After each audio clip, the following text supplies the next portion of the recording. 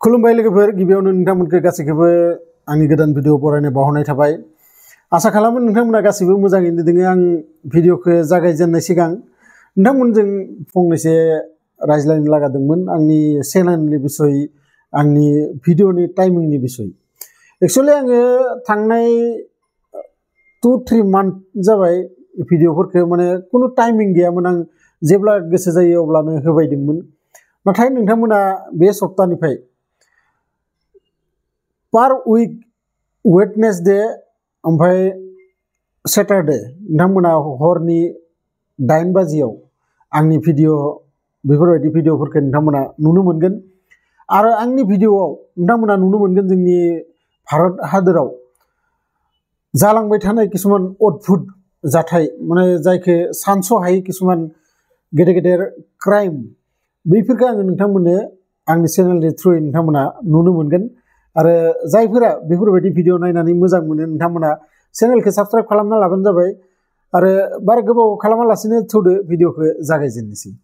जोंनि भारत हादरा एक्चुअलि मोनसे वर्ल्ड रेकर्ड बानायनो थांगासिनो दङ। आरो बे वर्ल्ड रेकर्डआ मा बेखौ मिथिनो थाखाय नोंथांमोना भिडिअखौ जोबजासिम नायलांनांगोन। सिगां नोंथांमोना आङो बे भिडिअनि जि स्टार्टिंखौ नोंथांमोननो खिन्थाग्रोनोसै।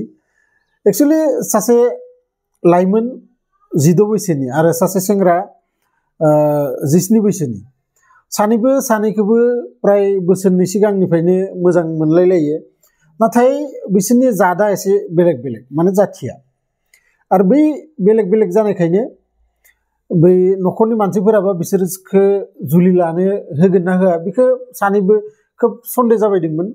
नाथाय सानैबो एसे साहस खालामनानै लाइमोना गावनि न'खराव आरो बै सेंग्राया गावनि न'खराव बे गासै जि गावसोरनि रिलेसन बेखौ खिन्थानानै लायो। आरो खिन्थाना लानायाव बे न'खरनि सुबुंफोराबो एसे मोजां मोनखोमा, मानोना आजिखालिनि जुगाव बेफोरबायदि जानोनो हाया, बांसिनानो हेंथासो होखायोना। नाथाय बै न'खर गंनैबो जि गार्जेन दङ, गार्जेनफोरा रायज्लायलायो एक्चुअलि मा खालामनाया मोजां जागोन। आरो बिदिनो थांनाय 7 एप्रिल खालि सानैनिबो हाबानि दिन बार थिग खालामो आरो 83 बोसोरलायलायो। आरो बिदिनो जि हाबानि दिन बार थिग थाक जानायखाय 10 एप्रिल खालि फुङाव थिग 9 बाजियाव बै सेंग्राया बै लाइमोननो फन हरो, जोबफाय जोङो बेरायना फैनो दसे। आरो बिदि बुंनायखाय बे लाइमोनाबो रेडि जानानै बेजों थांफायो। एक्चुअलि कासगन्ज होननाय थाइसे जायगा, कासगन्ज, बै कासगन्जआव बिथांमोना बेरायनो थाङो, जेराव एसे पार्क रखम थाइसे जायगा दङ। बै पार्कआव सानैबो थाङो, थांनानै गोबाव सम बेयाव टाइम पास खालामो। गेजेर गेजेर गावसोर सानैबो सेल्फि लादों। माब्लाबा बै लाइमोना सेंग्राखौ दिखांदों, सेंग्राया लाइमोनखौ दिखांदों, बेफोरबायदि फट' खेबगासिनो थायो। आरो बिदि फट' खेबबाय थानायावनो बेयाव 7 सेंग्राफोर फैयो। आरो बिनि गेजेरावनो सासेनि मुङा जाबाय अखिलेश सिंह।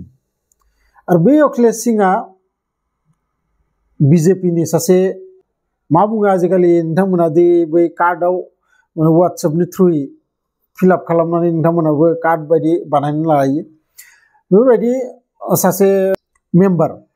आरो बियो मा खालामो, गावनि जि ससियेल मिडिया फेसबुक इन्सटाग्राम दङ, खाथि खालायाव जायनो गेदेर गेदेर बिजेपिनि मिनिस्टार एमएलएफोर फैयो बेजों फट' खेबनानै बियो बै ससियेल मिडियायाव हेगारनाय गोबां फट' दङ बेहा।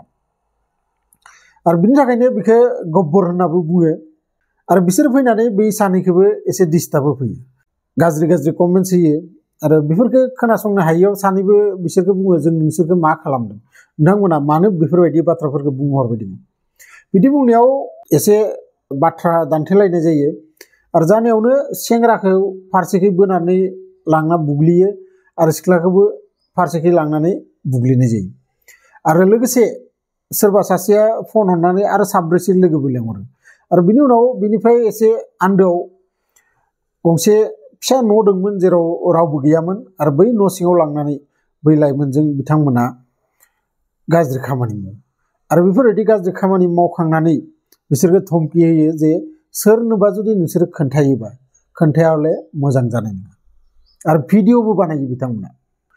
दा मा खालामनो बेसोराफोरा साननै सिगांल' बिसोरनि हाबानि थागथिग जादोंमोन नाथाय दिनैनि दिनाव बिथांमोननि खाफालाव बेफोरबायदि मोनसे जाथाय लिरनाय दंमोन आरो जायखौ सानैबो जनानै बेयाव दसे गाबनानै सानैबो थिग खालामो जे बे बाथ्राफोरखौ जोङो रावनोबो खोन्थाया जोंनि गोसो सिङावनो थाथोंसै जि जालांबाय मानोना बे बाथ्राखौ जुदि सोरबा मिथिबावोबा जोंखौ रावबो रेसपेक्ट खालामनाय नङा जोंखौ थैजासिम सुबुंफोरा मिनिगोन आरो बेखौ थिग थाक खालामनानै बिसोरो बै जायगानिफ्राय गावबा गाव न'आव थाङो दा न'आव थांनायनि उनाव बै लाइमोना एसे देहाफोरा मोजां मोनै रखम मोनदो आरो इमान गेदेर मोनसे जाथाय जालांदो बेयावदि बियो माने इमान मोनसे साहस जानानै बियो गोसोआव लाखिदो बाथ्राखौ बेनो बुहुत नाथाय बिमाया एसे लक्ष्य खालामो जे बे गथ'आ सिगां जाबायदिमोन बिदि नङा दिनै एसे माबाफोर सोलायनाय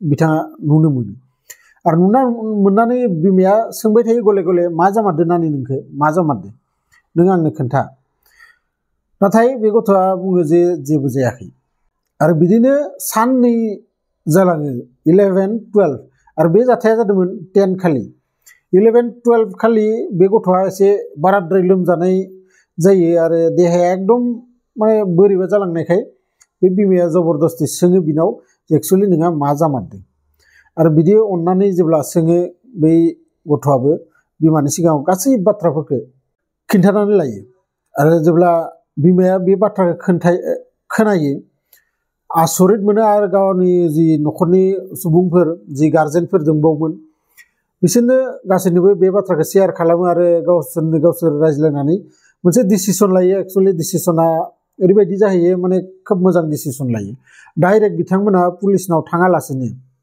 चाइल्ड केयार किसुमान डिपार्टमेन्ट थायो चाइल्ड केयार किसुमान कमिटि बायदि किसुमान थायो बे कमिटियाव बिथांमोना फन खालामनानै जनायहरो जे ओरै थोरै जाथाय मोनसे जालांदो दा गथ'आबो नाबालिगसो मा खालामनाया मोजां जागोन आरो बिदि बुंनायाव बिथांमोना बुङो नोंथांमोना जेबो सिन्था खालामनाङा गथ'खौल' मोजाङै नाय जोङो नोंथांमोननिसिम फैगासिनो दं आरो बिदि बुंनानै बै चाइल्ड केयारनिफ्राय पुलिसनो इनफर्म खालामनाय जायो जेराव पुलिस गेदेरनो माने एसपि डिएसपि बिदि लेभेलाव जनायहरो आरो बै एसपि डिएसपिनियाव जेब्ला बे बाथ्राया मोनहैयो लोगो लोगो बिसोरनाव पुलिस फैयो फैनानै बै गथ'खौ हस्पिटालाव थिनहरो मेडिकेलाव आरो बै चाइल्ड केयारनिफ्राय सानै साथाम लेडिसफोर फैनानै बिनाव बाथ्राफोरखौ सोङो माबोरै मा जानाय गासै डिटेल्सफोरखौ बै गथ'आबो खिन्थायो खिन्थानायनि उनाव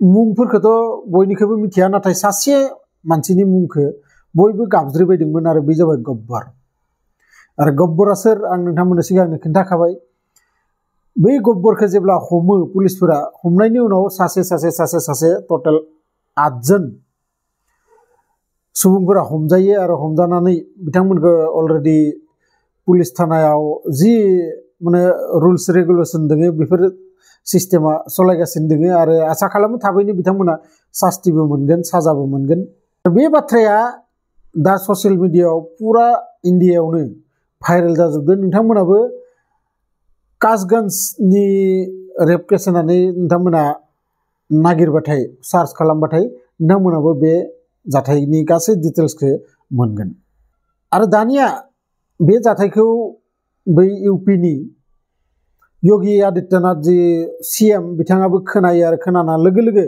बिथांलानाव जि न'खर बै लाइमोननि बिथांलानाव 5 लाख रां हरनो थाखाय थागथियारि खालामदो आरो हरगोन होनना बुंखाबायानो दानिया बै लाइमोननाव सानै कनस्टेबल होनानै दोनदो माने सोरबाफोर माबाफोर खालामगोन होननानै कनस्टेबल एनि टाइम बिजों सानै होनानै दोनदों दा जायखिजाया जोंहा खालामनो गोनाङा बेनो जोङो आसा खालामो थाबैनो बै दायनिगिरिफोरा साजा मोनथों नोंथांमोननिबा बिसोरो माबायदि साजा मोननांगो कमेन्ट्स बक्सआव लिरहरनो हागोन आरो नोंथांमोना माबायदि भिडिअ नायनो लुगैमारो बेफोरबायदि भिडिअखौ नोंथांमोना मोजां मोनो ना मोना बेखौबो नोंथांमोना कमेन्ट्स बक्सआव लिरहरनो हागोन जायखिजाया लोगो मोनगोन बिदिनो मोनसे इन्टारेस्टिं भिडिअ लानानै नेक्स्ट भिडिअआव अब्लासिम मोजाङै था आलो गोजोनै था नोंथांमोना गासैबो रंजा खुसियै था बेखौनो आसा खालामनानै दिनैनि भिडिअखौ बेयावनो फोजोबनायसै